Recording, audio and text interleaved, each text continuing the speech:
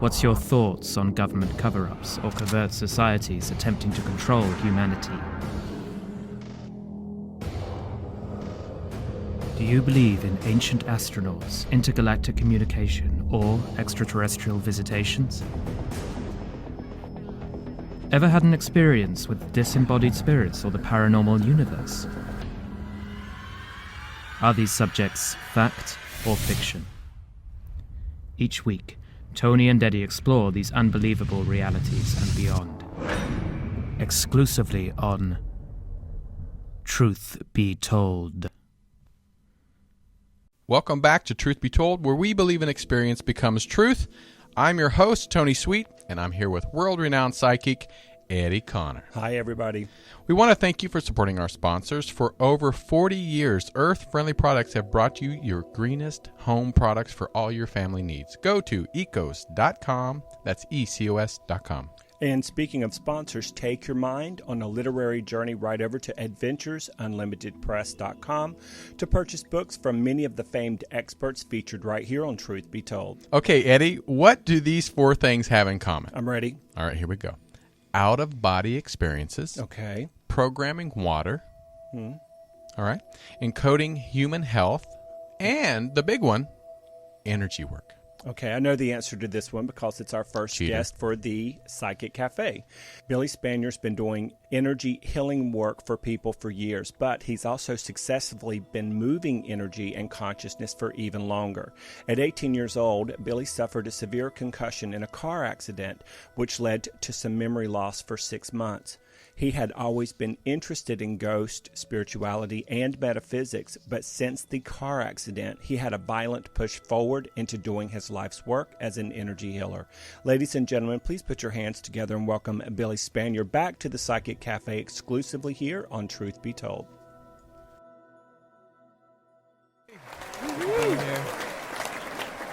Norway. I can't wait to talk about that. Oh, yeah. It was amazing. But welcome back. It's been a while. I think the last time it was Halloween. Mm-hmm. And so, yeah, it's been quite a while. Time goes fast. I know. And A lot has happened. Eddie, why are you looking confused? Oh, because I'm just realizing how long ago Halloween was Yeah. compared to now. Yeah. I know. We look so much younger. Months. Yeah. So- Aging.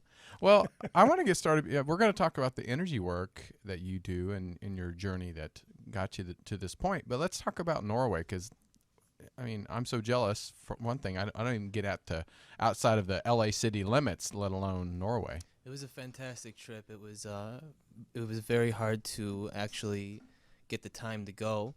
And so I've been talking to somebody in Norway for a few years. His name is Bengt. And it became very apparent early on that he was a very gifted energy worker and psychic and whatever classification you want to give him. He's just very gifted. And I became in contact with him because I tried to order a bottle of fish oil from his company called Rosita, and the fish is called ratfish, a certain type of fish that decalcifies the pineal gland and all this other stuff anyway.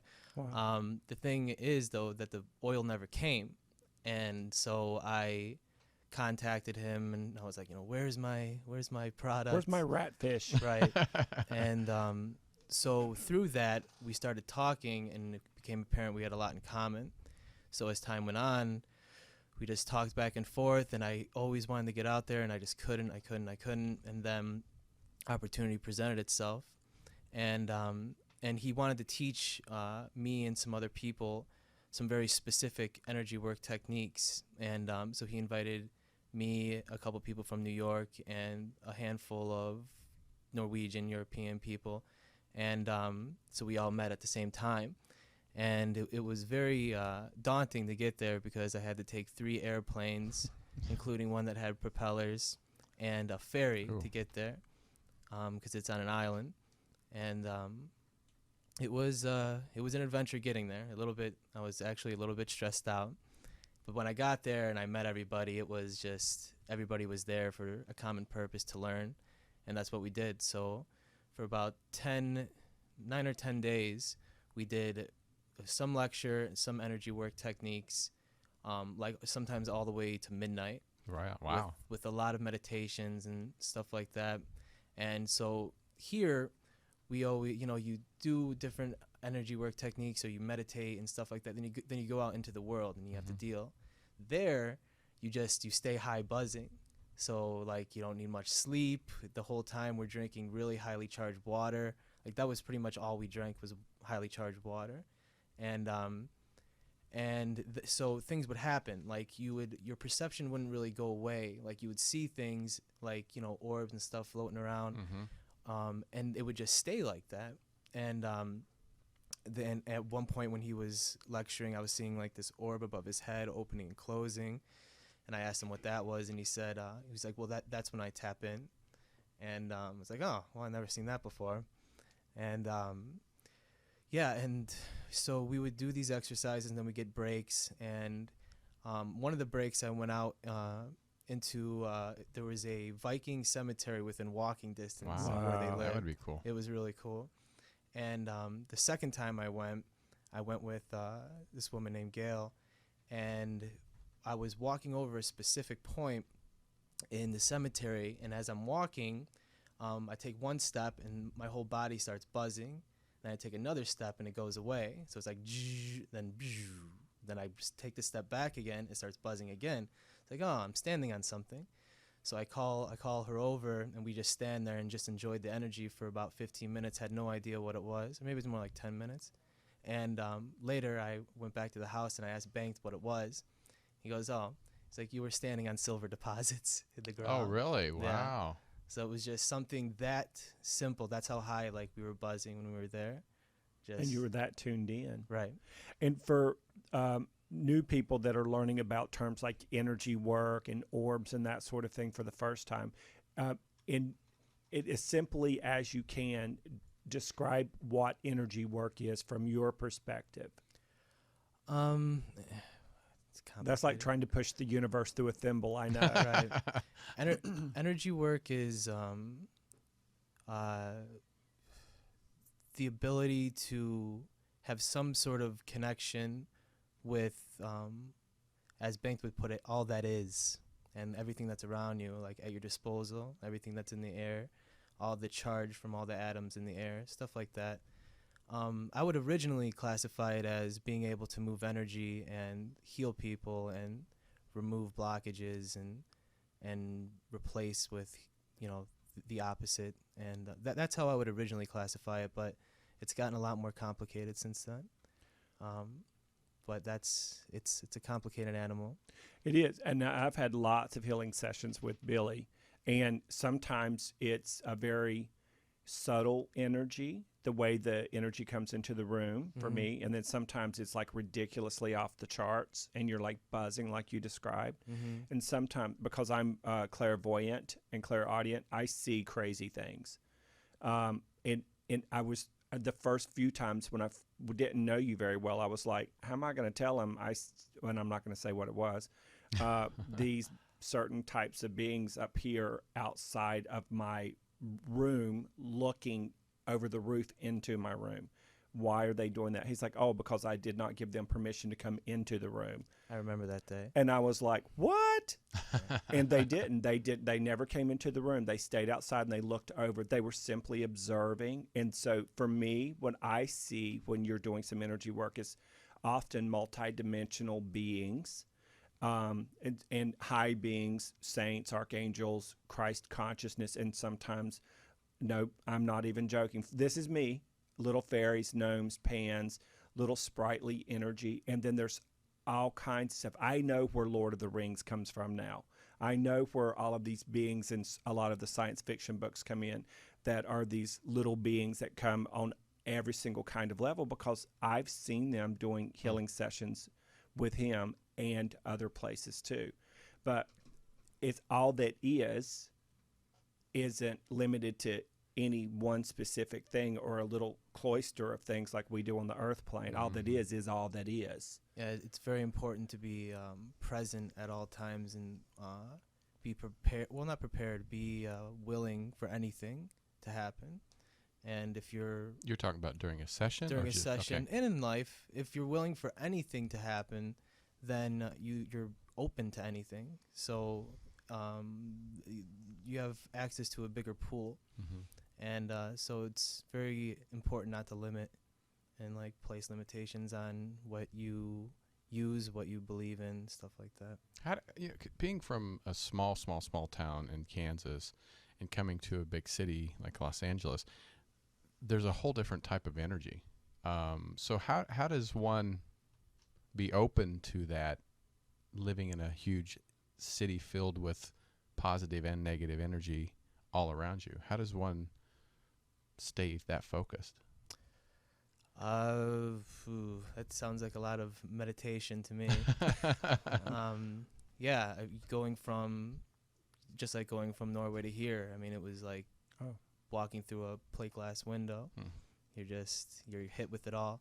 The way I messaged Banked about it because he was reminding me of something that I learned there and I couldn't remember.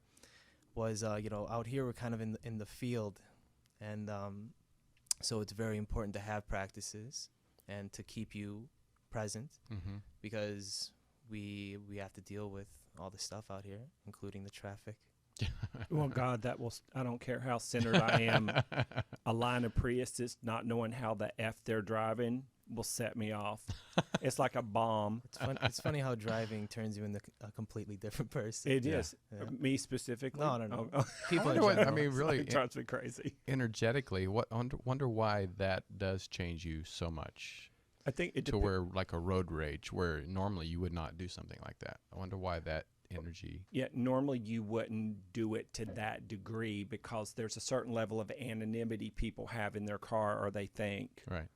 It's like when you're rude to somebody on the phone, you think you'll never see them or talk to them again, That's or you true. bully somebody online. For me, there's a little level of that. But the other thing mine comes from personally is I can't stand jerks and unfairness and people who are rude and nasty to other people, who are in the wrong lane purposefully, and they're holding up the line That's of true. 30 cars over here, and then they jump in front of everybody. That will They should not exist, I'll tell you. it's unfairness, but it's shining a spotlight on some BS thing going on inside of me. Fix me, Billy. To be very specific for around here, that would be Laurel Canyon Road that you just described. Which I was on 4 times today. Yeah. Thank you very much, my friend the healer. 4 times. Sorry. Yeah. So let me ask you. So your friend, your teacher, your mentor, his name is Banks? Banked. Banked. Yeah. Like faint with a B. Oh, okay. Yeah, but there's a G. It's a B-E-N-G-T. B-E-N-G-T. Yeah, I'm not sure if it's Norwegian or if there's like a earlier dialect that it comes from. I have no idea. Like banked. Like paint, but the B. Baint? Yeah, or faint. Or faint. But there's a G. I'm not even sure that I pronounce it correctly. Is he listening? Yeah, he's Yeah, listening. okay. A lot of times you say something wrong over and over again, and they don't correct you, and then you just. But you know why They're like, sometimes some whatever. people don't, because it's about the person who's saying it. So it's coming from a respectful, appreciative place, whether you're saying it right or not. So the energy is there, and it's loving, good energy. And you said you did a bunch of master courses while you were in Norway, and that his wife is a channel. Is that what you said? Is it a trance channel or conscious channel or a combination? I'm not sure I know the difference. Explain it. 'Cause I don't even know. The way that it works for her, and this isn't an absolute, it's just how it works for her, is that an energy, like it's like a packet of information. If I even understand this 100% correctly, I think I do.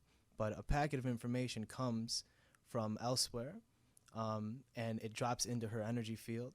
Now, if she doesn't acknowledge it, it'll like make her sweat, and it makes her like little, I don't know, giddy, I guess. I can't speak for her, but and I guess it rotates until she like picks up the phone, and then when she does, then the information comes through her and she says it, and it was very interesting. I've never heard it described like that before. Conscious channels, like when I do readings, sometimes it's conscious channeling or classes, meaning I keep my eyes open. I don't let any non-physical thing jump into me. And trance channels often will close their eyes, leave their body, and let another entity.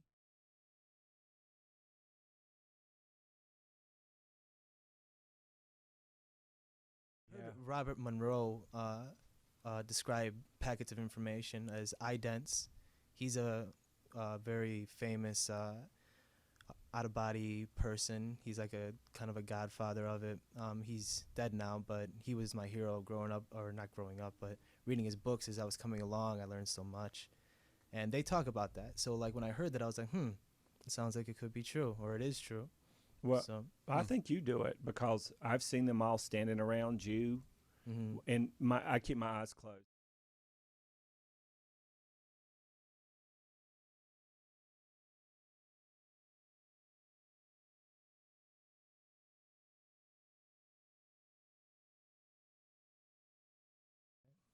On Laurel Canyon. yeah. So he worked on you as well? Yeah, him and his wife worked on me while I was there. I laid on the table and they worked on me, opening up various different channels. And one thing that they did for me that was, he told me he was going to do it, but I didn't realize until I got back that he did, was he stopped my hands from sweating all the time. Because I told him, because he told me his wife used to have that problem and she could make it like drip off her hands. Wow. Just from sitting. And so he's like, yeah, I'll fix that. And I was like, oh, okay. But I laid on the table, and his wife would kind of put her hand on my chest, and Bank would kind of walk around and observe what was going on and press certain areas. And he's just opening up these certain conduits and to make me just a better version of myself, I guess. And I had to go through some pain. Like, it was not just like, la, la, la, la. Like, I had to breathe really deep as he really jabbed me sometimes, but I wanted it. Like, I was willing to go through the pain, but for long periods of time. So what was a painful area? He was hitting these certain places on my thighs and in the bottoms of my feet that were supposed to be related to something, I believe, unless I'm wrong, called a love jumper conduit. That's what they called it anyway. And yeah, so, and then at one point the next day, after they worked on me for about an hour and 15 minutes, hour and a half or something, he's lecturing, and he just stops what he's saying. Oh no, he didn't stop. He kept talking, but he walked over to me. Then he picked up my foot, and then he started to jab me again, like extremely hard for long periods of time. But it was necessary to open that meridian or that energy. Right. Same thing. Wow. Meridian conduit. So how has it changed you? Enormously, obviously, but give us a physical example of how, like, you went there and you were a Ford Pinto and you came back and you're a Maserati. Yeah, awareness is definitely heightened. The tools that I have in order to work on myself are better, and yeah, my overall vibration is higher. To stay there is still, it's not like the easiest thing in the world, but I can get back there quicker, and yeah, and my energy work is stronger. I'm actually experimenting with different things that I never thought I would do. Like, for a long time, it was more just find the problem, replace it, open this up, make sure everything's flowing correctly, seal them up, and that's good, and get help sometimes. But now I'm kind of experimenting a little bit with, it was something that we talked about there, with actually changing the consciousness of the problem, like from whatever the problem is. Let's say, for a dramatic example, it's a tumor, but you just change the consciousness to,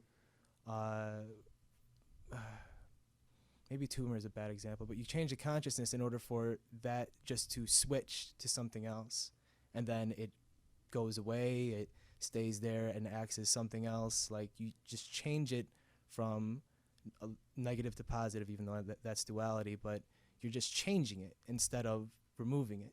So if the tumor is there, as an example, let's say the tumor's in the body and you're going to change the consciousness of the tumor. Let's say the tumor is there because this person has a belief that they're not lovable. Sure. And let's say that the tumor manifested as a result of that. Is that similar? Yeah. But you change the consciousness of it, as in all of a sudden it becomes something useful for someone else or them, or it goes away, it stays in and embeds. It's an experimentation. It's new. I'm still using my old techniques because they're natural and they work. There's no really like overthinking, but it's experimental. Hmm. So when you were just speaking, you said, and then I do this and I do this and I ask for help. Mm-hmm. So explain to the audience what the help is. Sometimes, more often than not, I ask for help from surrounding helpers.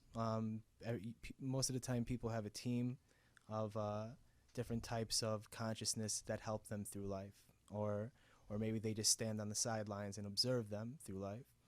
Like And non-physical non-physical helpers. Yes, and I ask for their help if it's necessary.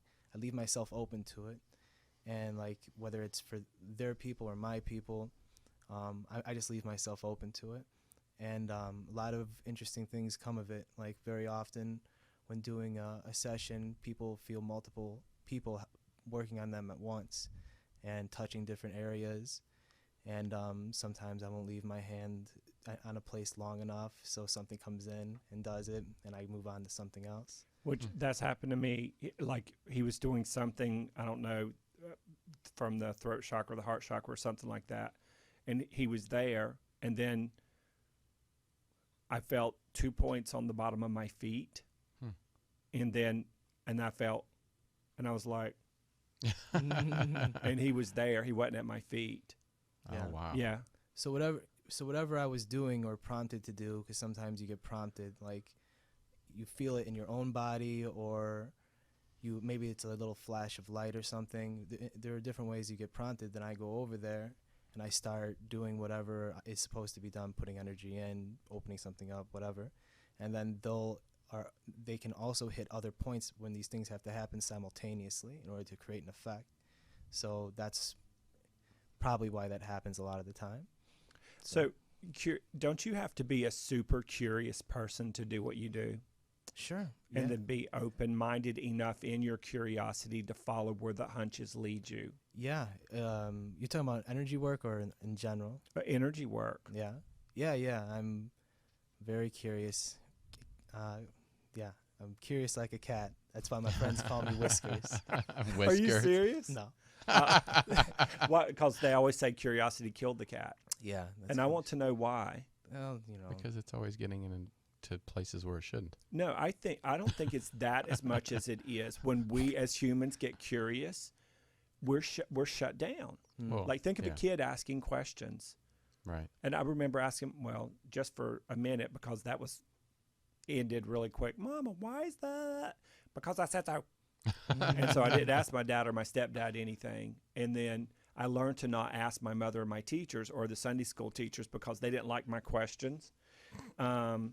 If Jesus really is going to come back, if you were eaten by a shark in the ocean, like a bunch of sharks, and then they poo-pooed you out, and now you're all over on the bottom of the ocean, how are you going to come together under the sea and not drown when Jesus comes back?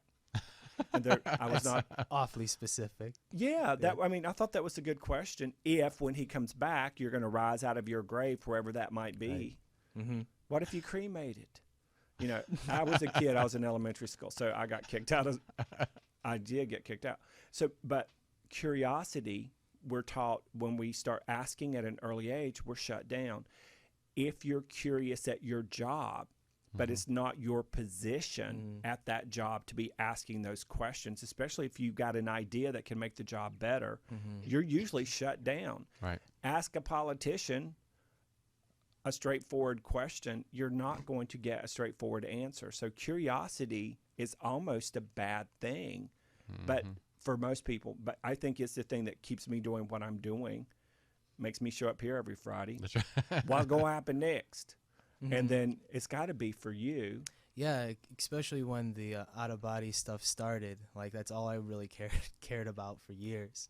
And, I still liked having interactions with friends and everything like that. But at the picnic table, you're over in the corner, you finished your buffet, and you're like, where's Billy? He's somewhere out there doing his magic.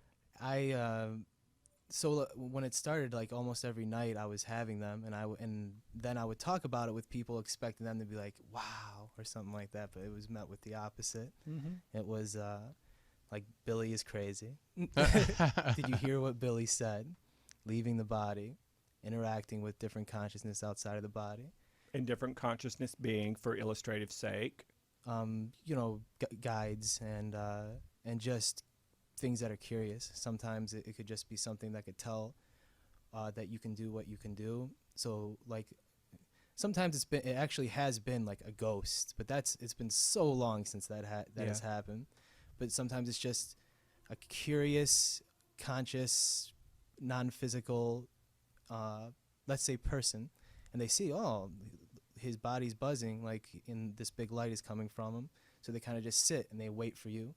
Like, is he going to make it? Is he not? And then when you finally get out, can he compose himself? And then if you can, then you can have an interaction. And so, yeah, and that also attracts bad things. And because they see that and, like, you become, like, a better source of energy for them. And but that's been a long time since anything like that's happened either. So you had something sort of bad pop in and go, hey, what's up? Yeah. They just want to kind of scare you, and they take that fear energy. Fear energy is huge. That's why, like, in theory, that's probably why a lot of wars are even started, is because of the fear energy, and why the news is so fearful, because it's very useful. It's very strong. But it's the driving force that keeps us enslaved. Sure. To our belief systems, to our lack of money, to poverty consciousness, to I have no power. I don't want to rock the boat. If I do, this could happen to me. Yeah. Thankfully, it's been a while since anything like that. I think it reached a point where it's like they just don't bother anymore or something. Well, I would think you also have a sort not a higher echelon of guides, as it were, but a whole circle of beings around you that's not going to let some little, dude named Charlie with claws pop in. Maybe. I'm sure a lot of what I'm saying right now is making Banked skin crawl, because I'm talking in terms of duality, and he doesn't like talking in terms of duality. So. Well, because he lives in a multidimensional reality. Right, where there is no duality. That's why there's so much contradiction, which is important to know. This is very important to know. There's so much contradiction in energy work and consciousness and anything higher than the physical. It's because duality starts to go away. So it doesn't become one thing or the other. It actually becomes all things. So, and that could be described about anything. Everything's good and bad at the same time. And there is no good and bad. It just is. And but it just depends on what perspective you're looking at it from. So that person, let's go to What Dreams May Come, the movie. Well, the book was so much better. But the movie, when he crosses over to the other side, and he becomes aware that whatever he thinks, he creates instantaneously once he's over there.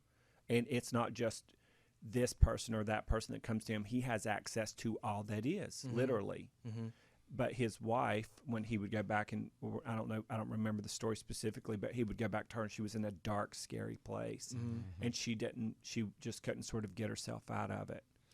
Yeah, that would be a very long conversation to have about stuff like that. But those places exist as thought forms, probably, in theory. They're created by mass amounts of people believing that they exist. And the fear. Right.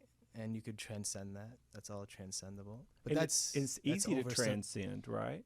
You need a certain level of awareness, information, understanding. Some people are born with it, but some people aren't. Yeah. So. That's fascinating. What were you going to say? No, I have a question.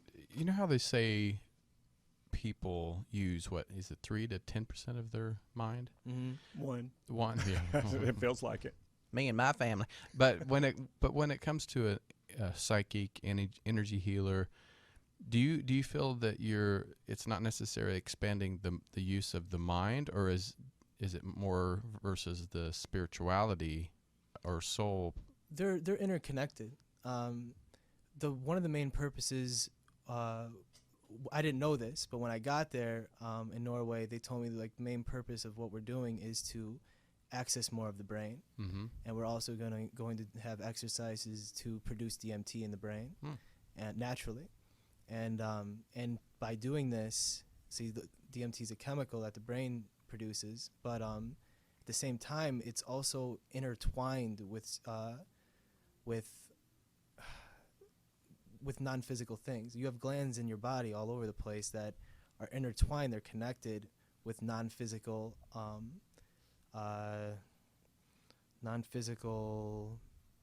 just reality achievements. You need them in order to do things that are non-physical, physical tools for non-physical things. This is what, and this is part of the physical human body. Obviously, these glands and everything that you can use to create a non-physical perception can also be transcended. Only needs to be used up into a certain level of understanding. If I understand it correctly, that's what it seems to be. That's fascinating. Because I think when Eddie's talking about curiosity, I think curiosity also could expand your mind in a lot of ways too. Because when you're so closed-minded and satisfied with everybody's answers of just believe what I say, I think that's part of it. You're expanding, the minds of the. What is this? I can't. If you just hand it over to Jacob. Oh. I'm getting to that age where I'm like, I have to like I said, I don't think my arm's long enough. For what? When we have a new producer, Arm- Jacob's just walking out there. Yeah. But do you feel like when you had your accident, do you feel like you expanded your mind instantly once the concussion really? I don't know. Did it open up a different part of your mind, or what do you think happened? Probably, yeah. It cracked something open that probably would take a lot longer to crack if it didn't happen. Right. And to my understanding, it also, I also kind of used it as giving myself like a choice type of thing, because I was going so far off the path that I was supposed to be on that like, okay, you could start over if you want. And I actually, and I've talked about this quite a bit, I actually was pretty angry. A lot of times when you leave your body, you have a much better understanding of the universe. You just understand things. And with that, kind of you lose a little bit of extreme emotion. But I was very angry, and I was kind of screaming and all this other stuff, and then I ended up going back. So, and those memories didn't come back till way later. Really? Yeah. That's fascinating. If you're just tuning in, you're listening to UBN Radio Channel 1. It's on air with Tony Sweet's show, Truth Be Told. And today we're doing a segment called The Psychic Cafe. I'm Tony Sweet. I'm Eddie Connor, and we're here with Billy Spanier. He's an energy healer. And I want to ask you, when you had those moments where you were going out of your body like that, lots of out-of-body experiences, probably thousands of them even, and you were coming back from out there where everything is blissful and amazing and wonderful, and you have an understanding of non-physical, and then you come back into your body, you're kind of like, F everything. Well, was that kind of it? And most of the time you're just in awe, and sometimes you're just you're in awe, you're dumbfounded, you're hyperventilating, or you're just really happy, you're thinking. You kind of, from my point of view, from the moment you come back,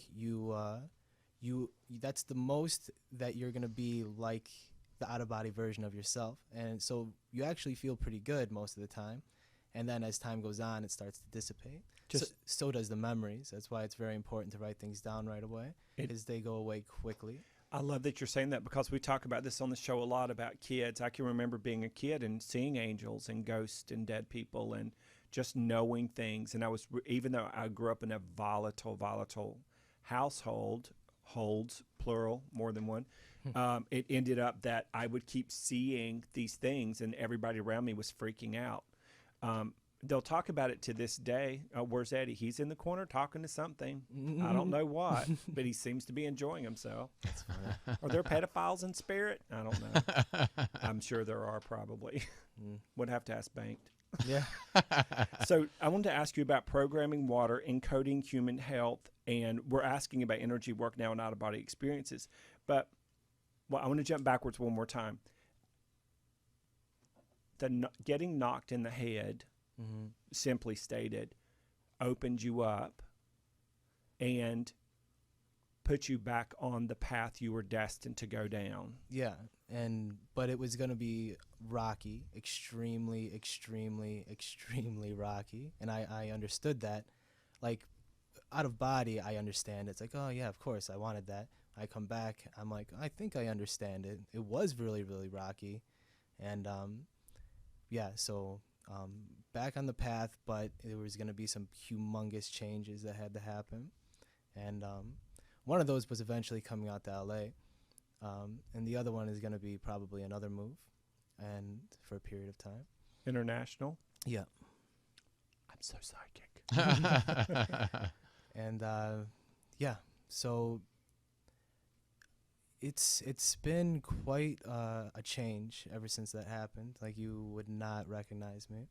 Wow. Do you recognize you? Yeah, I Cool. recognize myself. Where do you see yourself 6 months from now? Where do you see yourself 1 year from now in this work?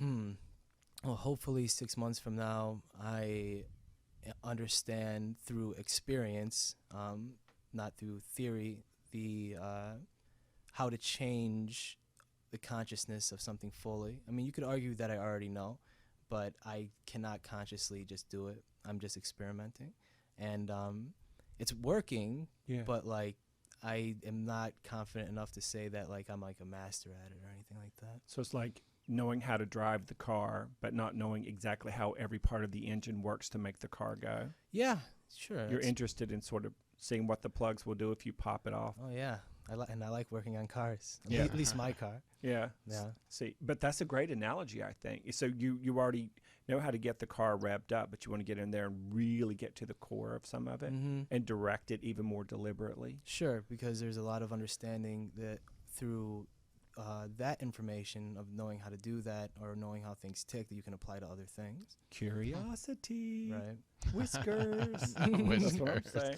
So tell us about the Fluffy. programming water, because you said when you were in Norway, one of the things you were doing was you were I almost said hyped up on programmed water, but it's a more pure environment where you were. By the Right. way, the pizza looked great.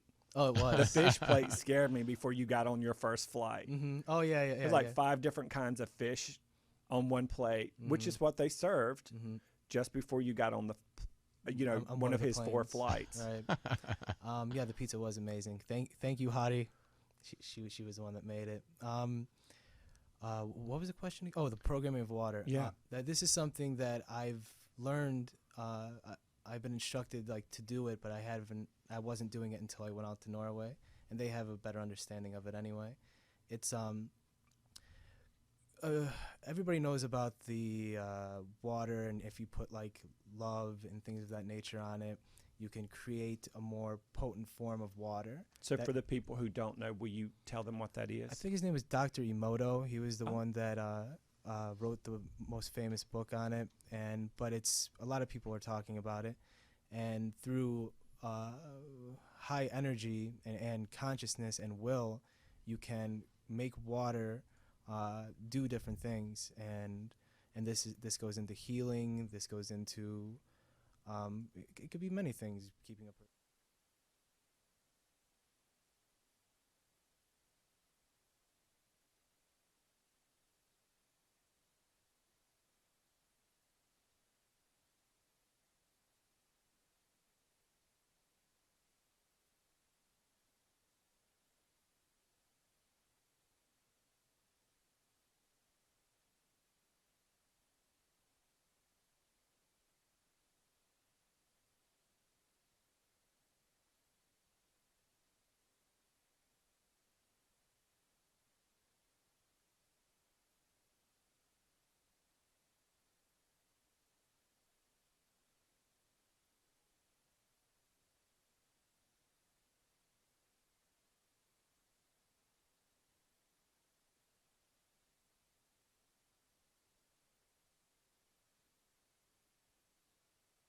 I saw recently where they were taking regular plants and they were asking the question, do plants have consciousness? I'm like, scientist. Right. Do they have consciousness? We don't know. Mhm. Duh. Right. And so they put this one plant under a dome and they put some ether in the dome. First of all, they snipped it. No, they didn't. They burned it with a lighter. And then they could see, they hooked it up to an electromagnetic machine. And it was just like this. And as soon as they started burning it, the thing went off the charts. It was really sad. And then they just kept burning it. It was I'm not kidding. It was hard to look at. And then they put a drop of ether in a dome, put it over the plant, and then the plant started wilting. Then they lifted it off, and then they got the thing going like this, and then they lit it again. And just like when you give us ether and or things that anesthetize us, it didn't respond because it was asleep. Interesting.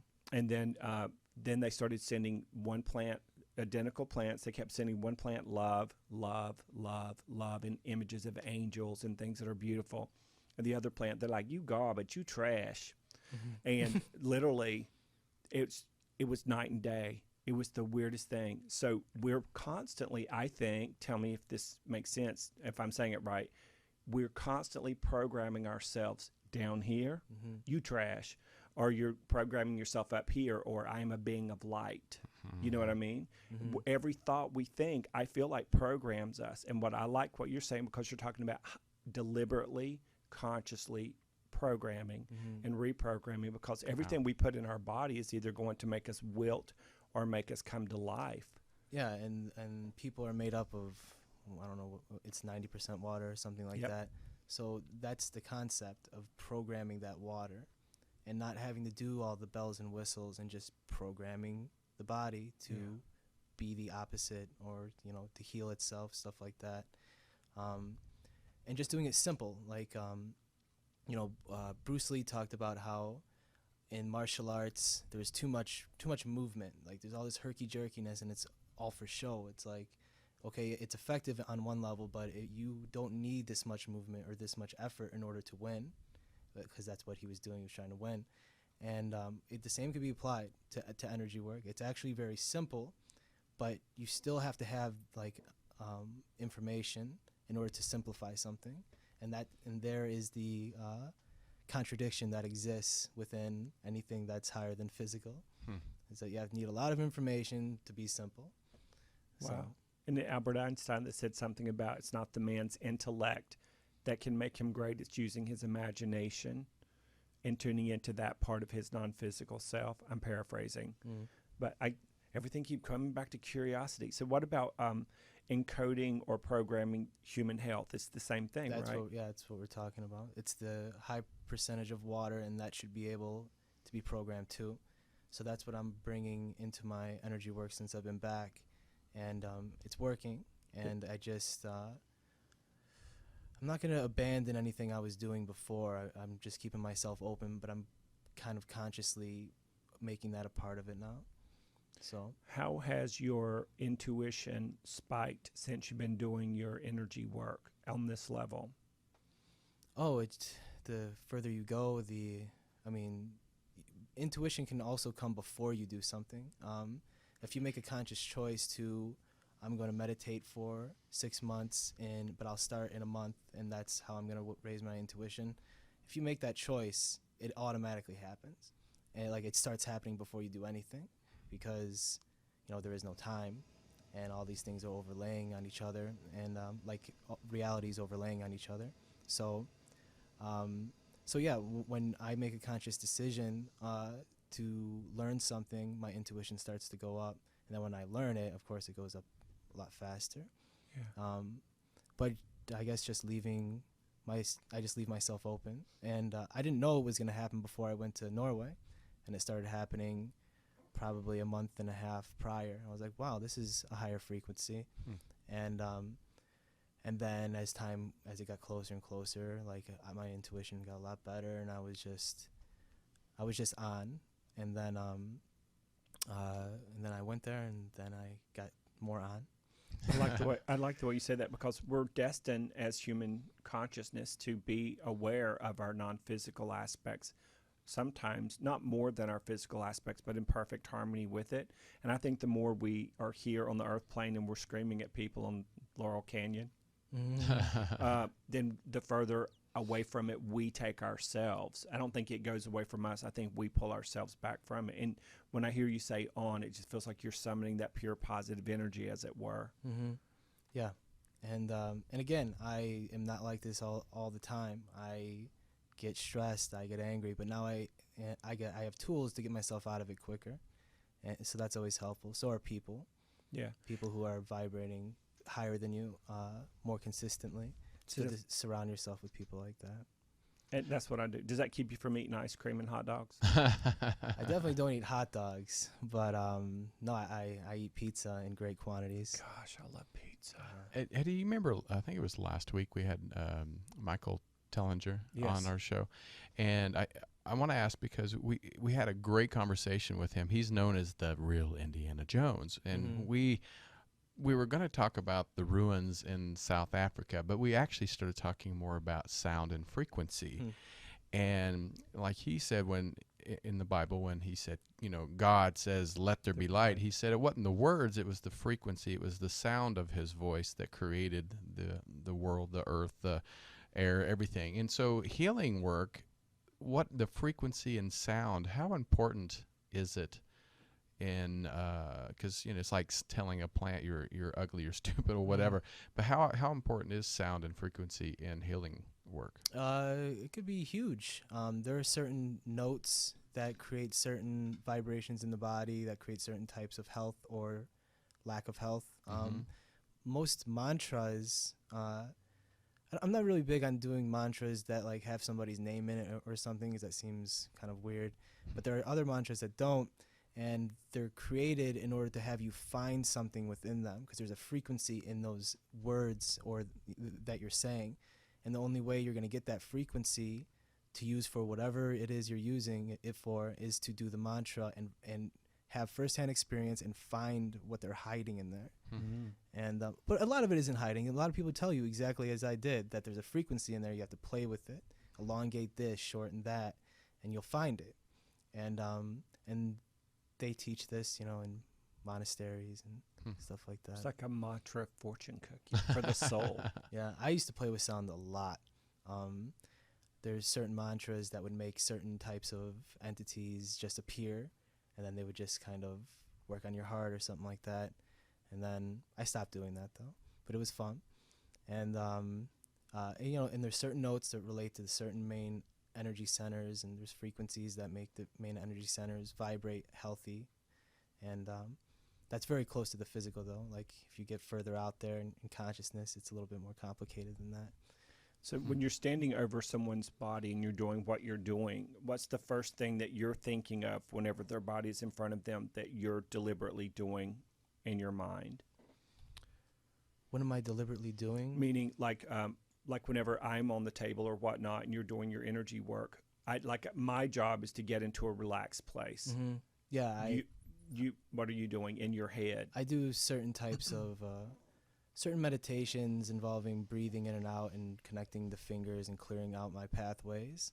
And then it would take a little while to explain it. And then I do other types of breathing where I breathe in and I breathe down. This is relatively new. I breathe down past my navel, back up to my throat, and meanwhile, I'm connecting my breath with my hands.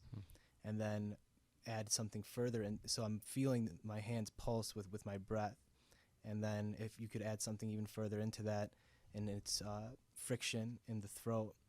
And the larynx, or let's say the larynx is one of those energetic glands, and you could use it to intensify even what I'm talking about, or intensify opening up different things in your body. But I'm talking about connecting it with the hands so that I'm free flowing and projecting out easier. And so those are the types of things I do before a session. And then I just get up and I just kind of just see where it goes. Yeah, and you're literally just, no pun intended, going with the flow, literally. What's the biggest misconception about being a healer that people, see, this is why I don't tell people what I do.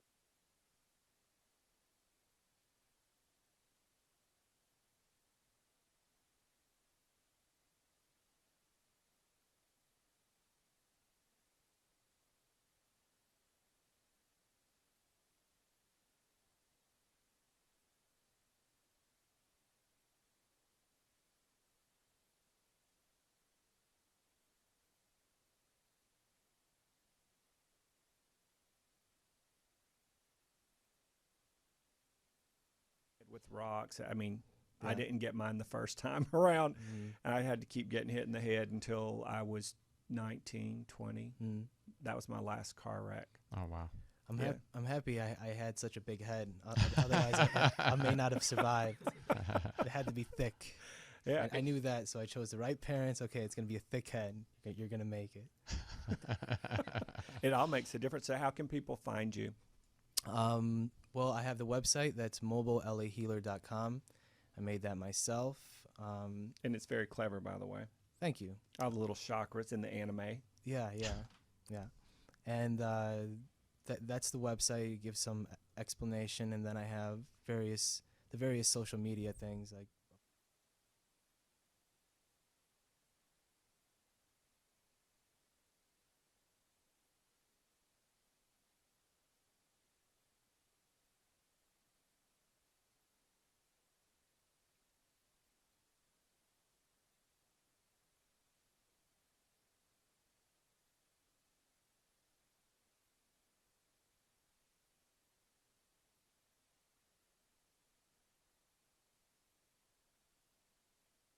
Workshops, anything coming up where people can pop in and see you? It seems like that's the direction I'm going. I did.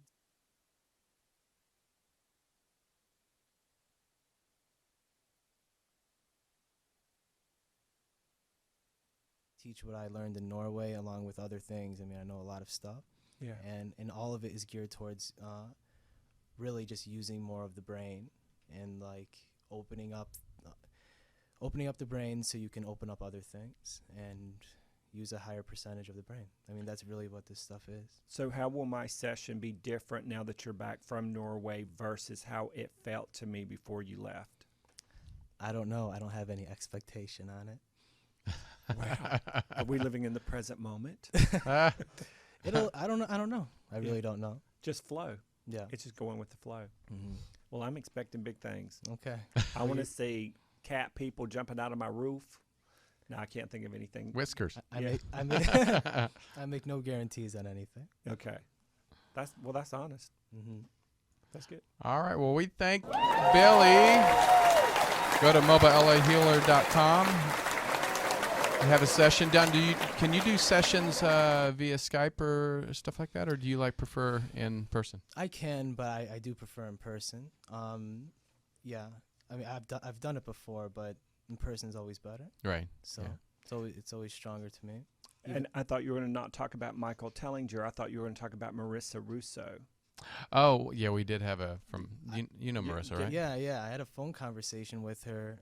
I've talked with her a couple of times. I had a phone conversation with her recently. It was very long, and we talked about how she doesn't want to teach males because it always goes wrong. And talked, and she told me that if she ever teaches males again or a male again, she would teach me, and I would be the first to know, type of thing. That's great. I had a session with her. She's definitely talented. It stuck with me, which is why I got in contact with her. Yeah, I had a session with her a few years ago, and it was really great. I love her to death. She's wonderful. You tell, she comes from that higher plane. Yeah. Yeah. No ego. No ego. Yeah. Yeah, she's cool. All right. Well, we're going to take a quick break. When we come back, Eddie, who do we have? We have Lainey Grace and we have Jennifer Phillips, both psychic mediums. Hello. Hello. All right. Don't go anywhere. Truth Be Told with Tony and Eddie right here on Universal Broadcasting.